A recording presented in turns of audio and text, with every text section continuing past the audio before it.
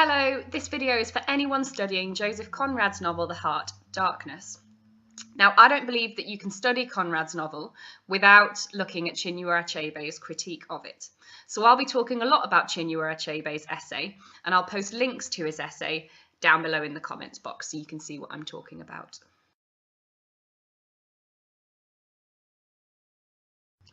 Achebe's stated opinion on The Heart of Darkness is that it is an offensive and deplorable book, and that Joseph Conrad himself is a thoroughgoing racist.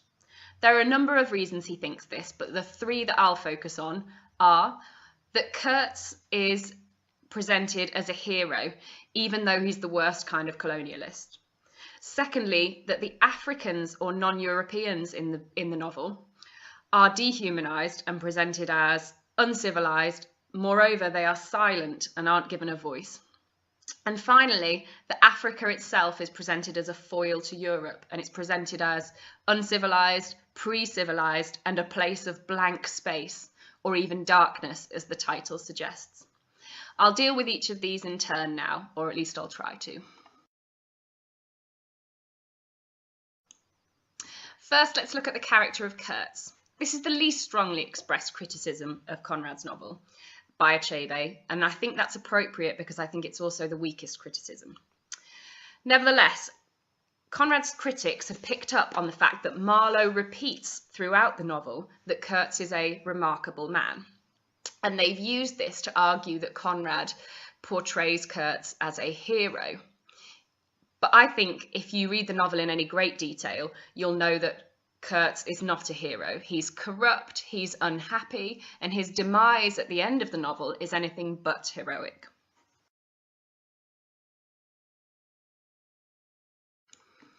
Secondly, let's talk about the accusation levelled at Conrad that his descriptions of African people in his novel are racist, that he leaves them without agency, without a voice, and without subjecthood, that he dehumanises them.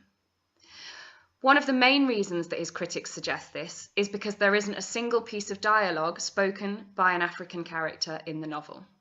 This can't be disputed. You won't find a single word spoken by an African character. However, there is one instant that shows us that an African character can have agency. Kurtz's girlfriend. She got in one day and kicked up a row. She talked like a fury to Kurtz for an hour.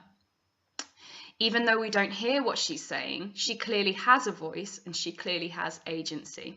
It's up to you to decide whether this one incident is enough, or you might find incidents of your own that counteract the claim that Conrad's African characters are silent. Secondly, Conrad's descriptions of Africans are often dehumanizing. He describes them as faceless, and when he does describe their faces, he often describes them as ugly. He uses words like creature and phantom to describe the characters that Marlowe comes across on his journey. It's up to you to decide whether Conrad's use of a narrator, Marlowe, to describe what he sees makes the novel racist, or does it make the character Marlowe racist? That's up to you. Finally, Cedric Watts, who has provided a defense of Conrad's novel, claims that, of all the people described, by far the happiest, healthiest, and most vital are the group of blacks seen paddling their canoes through the surf of the coast. He claims that this description of happy, healthy, and vital African people is enough to show that Conrad was not a racist and actually liked African people.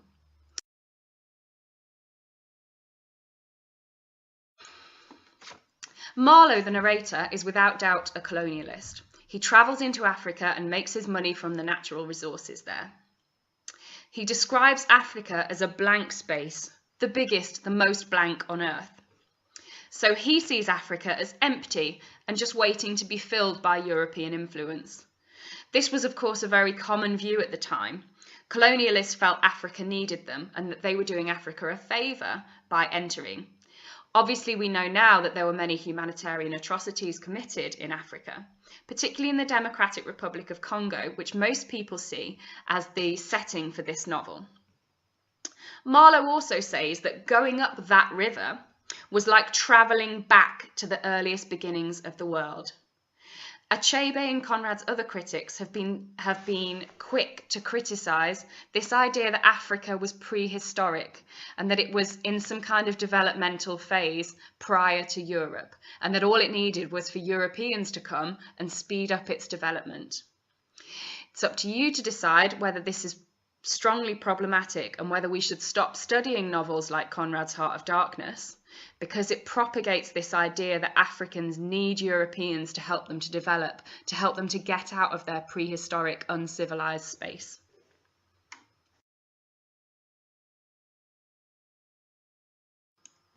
Finally, it's up to you to think about and to decide whether you forgive Conrad for the shortcomings of his novel, based on the historical period that he was writing in. After all, Achebe admits, it was certainly not his fault that he lived his life at a time when the reputation of the black man was at a particularly low level. Conrad was surrounded by colonialists who believed they were doing the right thing in Africa. He was surrounded by people like Marlowe, who would have gone into Africa trying to make money and not caring about the human suffering that they found or caused. Or do you think, like Achebe, that we should be highly critical of this novel and that we should criticise, even though it was based in a historical time when these attitudes might have been acceptable, they are not acceptable now and we have to evaluate them thusly?